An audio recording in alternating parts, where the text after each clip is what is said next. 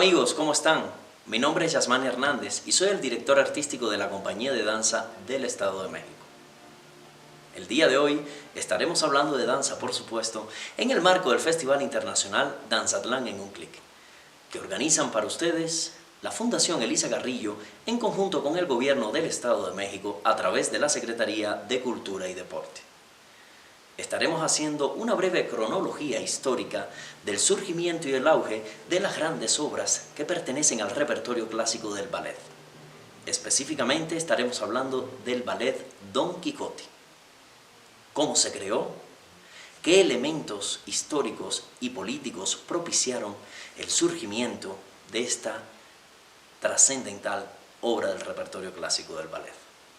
Desde inicios del siglo XIX, e incluso a mediados de este, el mundo vive con diversas corrientes ideológicas y culturales. Están presentes el liberalismo, está presente el conservadurismo que defiende la monarquía, el nacionalismo que exalta el idioma, la historia y la cultura en el entorno geográfico de los pueblos, el romanticismo que nace del anhelo de libertad y descubre el valor de las raíces históricas. Finalmente, está presente el realismo, que afirma que el ser existe independientemente de lo que se percibe. Luego de ello, hablar de Rusia en materia de ballet se hace menester para la historia de la danza, pues ahí el ballet encontró otra de sus grandes e importantes escuelas, la escuela rusa, cuya trascendencia ha sido fundamental a lo largo del tiempo, debido que a partir de su surgimiento, nació también todo un estilo internacional que no solo rebasó fronteras, sino que también muchas épocas. Desde tiempos muy remotos, los rusos emplearon la danza como un medio de expresión nacional que les dio una especie de identidad fortificante ante los momentos difíciles, que fueron las distintas invasiones a las que se enfrentaron. Desde la antigüedad, el pueblo ruso ha empleado la danza como un medio de expresión nacional. Esto le ha otorgado una identidad fortificante, sobre todo en los momentos más difíciles, cuando fueron partícipes y recibieron importantes invasiones. Los últimos años del siglo XIX representaron para Rusia un periodo conflictivo en el ámbito político y también en el ámbito social, pues el pueblo ya empezaba a dar manifestaciones de rebelión, y el gobierno cada vez asumía una actitud más represora. Fue también por esta época que el zarismo ejerce un control sobre el arte y la cultura, específicamente sobre los teatros de Moscú, ya que comenzaron a darse cuenta que ellos constituían un espacio en el que la gente podía observar una crítica a la realidad a través del arte.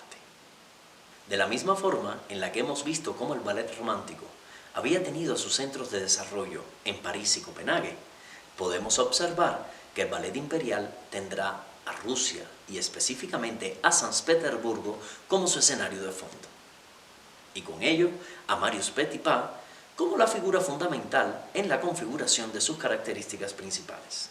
De nuevo, resulta importante situar este momento artístico en su contexto. Quizás el elemento más importante a considerar a la hora de entender por qué va a ser la Rusia de mediados del siglo XIX, pero sobre todo finales de este siglo, donde el ballet se desarrolle de manera más impensable hasta estos momentos, va a ser el hecho de que la sociedad rusa de esta época vivía en un régimen autoritario, totalmente ausente del resto de los países de Europa. Cabe destacar la figura de Pedro el Grande, quien inició una serie de transformaciones en San Petersburgo, importando no solo figuras preponderantes de la arquitectura europea, sino también a los maestros y músicos y artistas más importantes de esta época. También importó diferentes manifestaciones culturales, entre ellas, por supuesto, la danza. A diferencia de París, donde la sociedad burguesa consideraba las artes escénicas como un divertimento, y donde las artistas eran poco más que vagabundos de cuestionable reputación moral, en Rusia, el patronazgo de los zares, sobre todo de Catalina la Grande, confirió a los artistas, en este caso a los bailarines, un rango social equiparable al del ejército u otros organismos al servicio de la corte.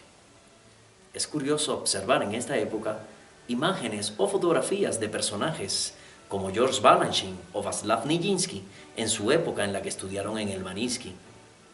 En ellas podríamos observar que sus uniformes parecían más uniformes militares que uniformes de estudiantes de ballet. La única diferencia entre ellos era que en la chaqueta llevaban una pequeña imagen de Apolo. Por allí también se cuentan anécdotas de Tamara Karsavina, en la que sobre todo hacía referencia a los rigores y a la disciplina que habían impuesto los zares en la enseñanza y en la educación de los bailarines. Todo ello daría como fruto unas generaciones de artistas totalmente dedicados a su arte.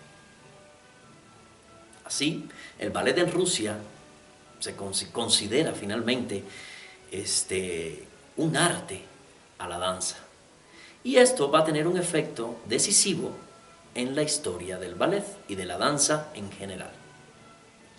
No hay que olvidar que la escuela que Isadora Duncan fundara surge después de la Revolución. Tampoco hay que olvidar el efecto que los ballets rusos tendrían en el desarrollo de la danza contemporánea en el siglo XX.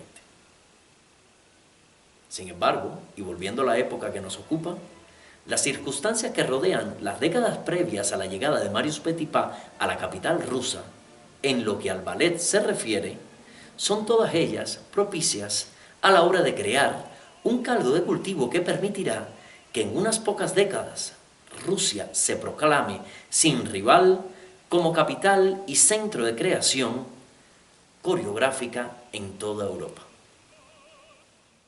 En toda esta vorágine de crecimiento artístico y sobre todo el movimiento danzario en Rusia, no podemos olvidar al ballet romántico.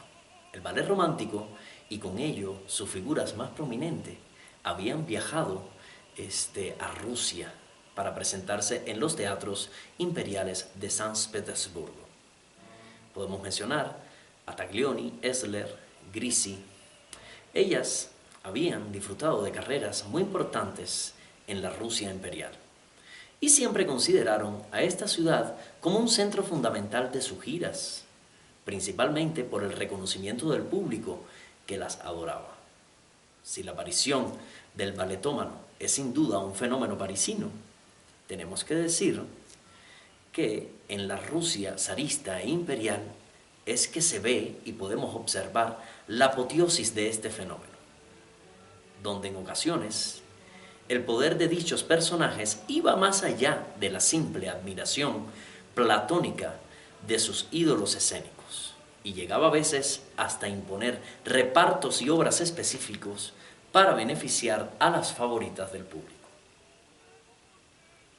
De esta misma forma, y con mayor repercusión para el futuro del ballet en la Rusia, la llegada de profesores franceses, italianos y daneses iba a significar que la formación de los futuros bailarines rusos asimilaran lo mejor de dichas escuelas, en un ejemplo de simbiosis única. Hay que destacar diversas figuras docentes de esta época. Entre ellos, podríamos mencionar a Christian Johansen, que llegó de Copenhague, quien durante años estaría a cargo de la clase de perfección, y por supuesto, no podemos olvidar ni dejar de mencionar a Enrico Cecchetti, de Italia, cuya influencia perduraría hasta bien entrado el siglo XX, y no solo en Rusia. Iba a ser un motor decisivo también en la configuración de una escuela que aunara la brillantez de la técnica italiana con la danesa, y tampoco tenemos que olvidar que esta última dedicó una atención especial y extrema al bailarín, lo cual, entre otras cosas, nos dio la oportunidad de conocer al fenómeno Václav Nijinsky. Por supuesto, estas sucesivas olas de pedagogos y de bailarines tendríamos que añadir la de los coreógrafos. Ellos fueron una parte importante, sobre todo los coreógrafos franceses. Tanto como Jules Perrault como Arthur Saint-Léon se establecieron en Rusia durante años, y fue de ellos de quien el joven Marius Petipa aprendería el arte de la coreografía y sus posibilidades dramáticas y teóricas. Bueno amigos, finalmente hemos llegado a una de las figuras principales del repertorio clásico del ballet y sin lugar a dudas una de las más importantes de todos los tiempos. Estamos hablando de Marius Petipa, coreógrafo de las más importantes obras del repertorio clásico del ballet y por supuesto del ballet Don Quijote. Hablemos un poquito y conozcamos cómo fueron los inicios de Marius Petipa. Marius Petipa nació en Marsella el 11 de noviembre de 1818, siendo hijo de Jean-Antoine Petipa, un reconocido bailarín y maestro francés. En el año 1831, luego de estudiar con su padre, debutó en Bruselas con el ballet Dansomanía de Pierre Gardel. Posteriormente, actuaría también en Bruselas en otros montajes. Sin embargo, fue en otras ciudades importantes de Francia donde inició su labor como maestro. Para el año 1839 fue alumno de Vestris en París y ese mismo año visitaría el continente americano con su padre, específicamente Estados Unidos, donde tendría la oportunidad de bailar. Más adelante se trasladó a Burdeos y allí amplió su repertorio como bailarín con las obras Giselle, La Sílfides y La Péri. En 1845 actuó en España y aprendió baile español. Esto le permitió realizar las coreografías para obras con temática española. Destacarían La Perla de Sevilla, Carmen y su torero, entre otros. Después de estar un tiempo en España, Petipa regresa a Francia y actúa en París en calidad de primer bailarín, aunque no precisamente en la Ópera de París. Para el año 1847, Petipa llega a Rusia a través de un contrato como bailarín. En esta ocasión bailaría la obra Paquita del coreógrafo Joseph Massilier. Hay que aclarar que para esta obra no solo debutó como bailarín, sino que realizó la reposición y el montaje de esta misma. Años más tarde, Petipa crearía su propia versión de esta importante obra. De acuerdo con la crítica, Marius Petipa trascendió más por su proyección que por su técnica, así como su gran calidad en las danzas de carácter. Primeramente, como bailarín, fue contratado por los ballets imperiales rusos, y allí actuaría con todas las primeras bailarinas de la época. En esta época obedece también la llegada de importantes coreógrafos franceses a los ballets imperiales. Destacan entre ellos Jules Perrot en el año 1848, del cual tuvo la oportunidad de adquirir y aprender cómo contar una historia por medio del arte coreográfico. Llegaría también en estas épocas Arthur Saint-Léon, del cual aprendió a construir los divertimentos, es decir, pasajes sin acción dramática en los que las evoluciones coreográficas y técnicas son el único propósito y medio. En el año 1850, Marius Petipa se convierte en el asistente de coreografía de Jules Perrot. A este importante coreógrafo le ayuda con el montaje de Giselle para el debut de Carlotta Grisi. Cuentan que sus innovaciones en el segundo acto fueron fundamentales en la versión que actualmente conocemos. Más adelante crearía su propia versión que se estrenaría en el año 1884.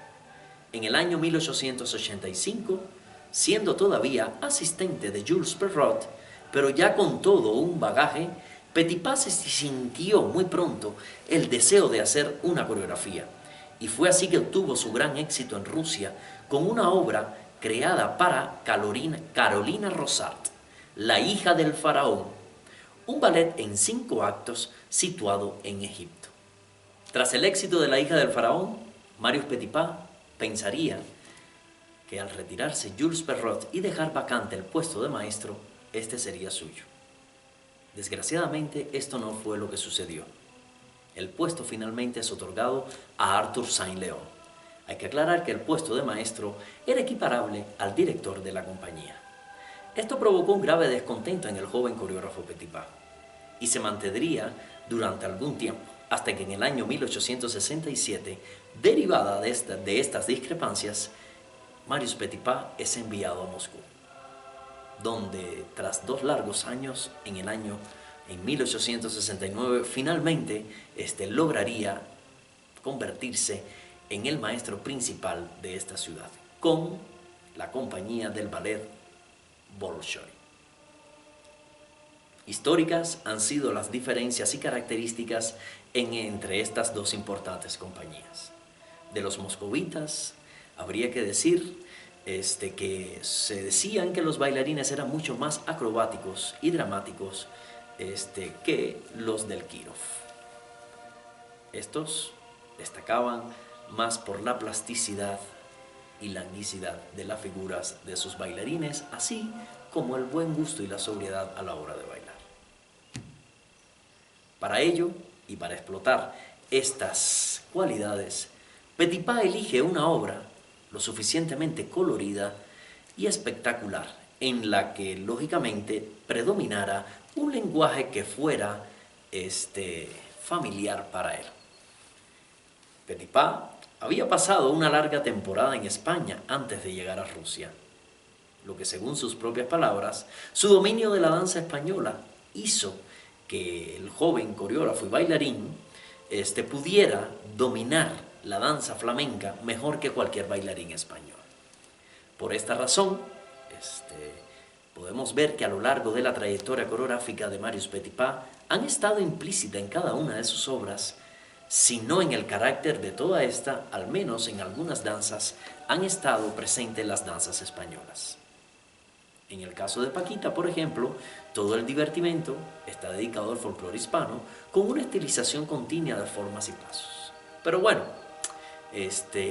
tenemos que decir que fue así entonces cuando Petipa creó una obra que pasaría a la posteridad por su gran éxito, Don Quijote.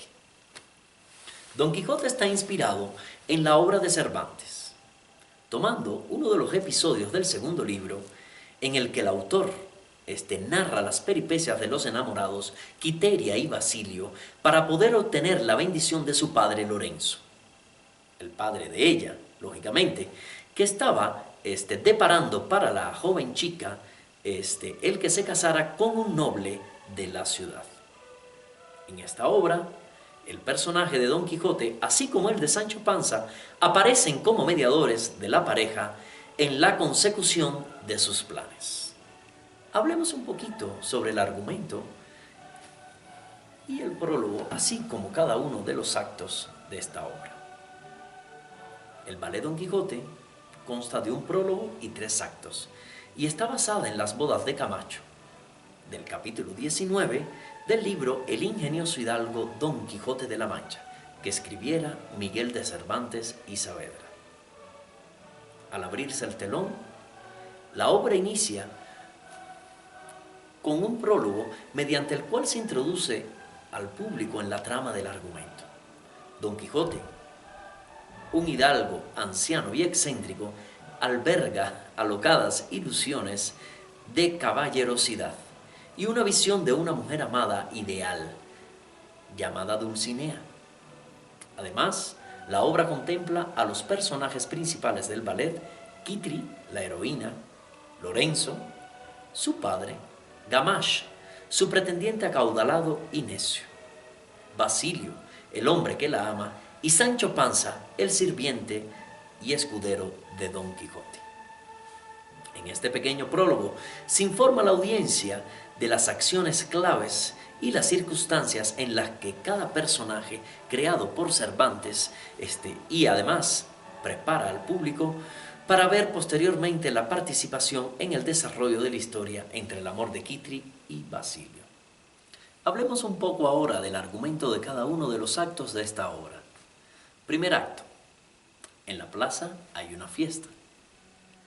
Quitri coquetea con Basilio, su pretendiente. El padre de esta, Lorenzo, que es el tabernero del pueblo, despide a Basilio, pues no desea que éste sea su esposo. Para ello, quiere que su hija sea desposada por el noble y acaudalado que vive en el pueblo de nombre Gamache. En medio de la fiesta, llegan Don Quijote y Sancho Panza.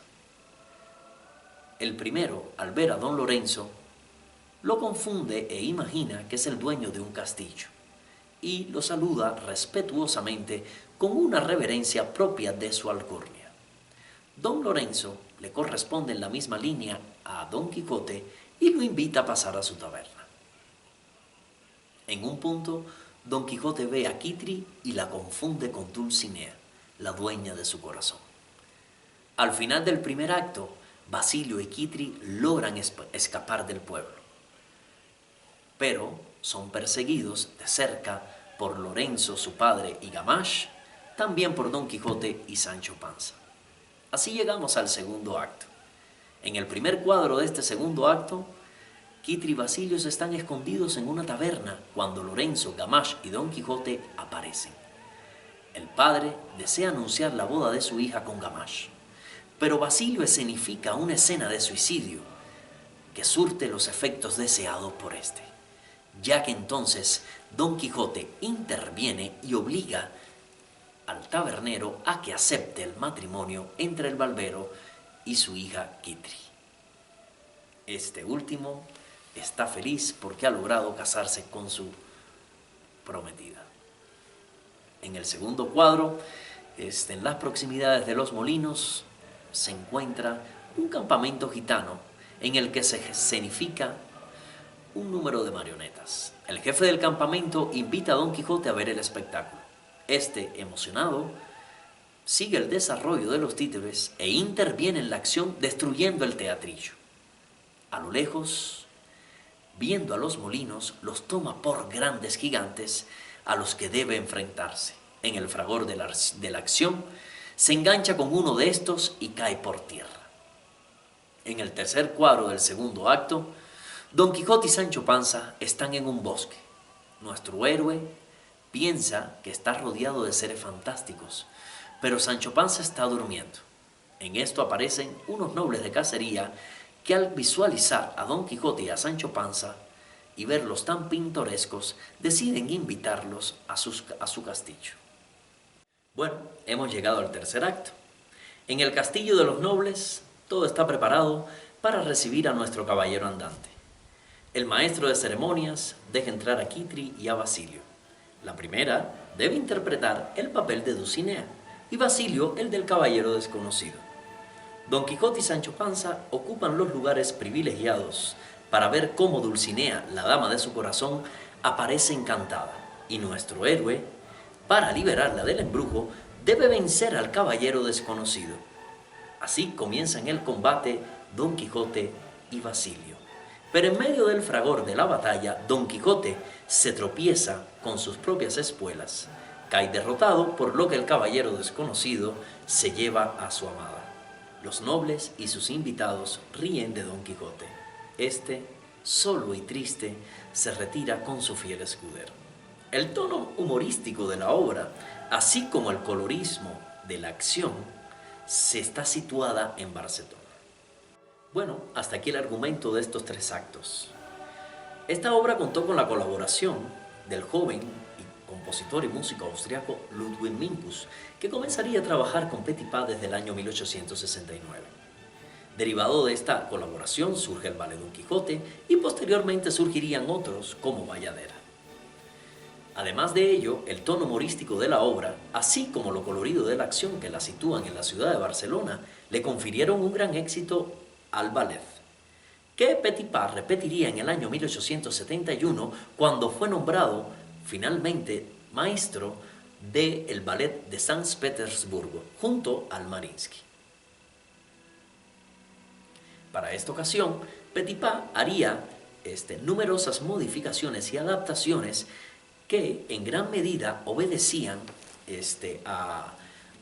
al acuerdo y a los gustos y valores de los nuevos bailarines y el público. Bueno amigos, después de adentrarnos en este viaje y realizar un recorrido por la historia cultural de Europa que nos llevó a la Rusia zarista y a los ballets imperiales rusos, conocimos al coreógrafo Marius Petipa, quien por mucho es hoy uno de los coreógrafos más reconocidos del repertorio clásico del ballet. De su versión a la actualidad, se han suscitado y se han realizado otras muchas versiones.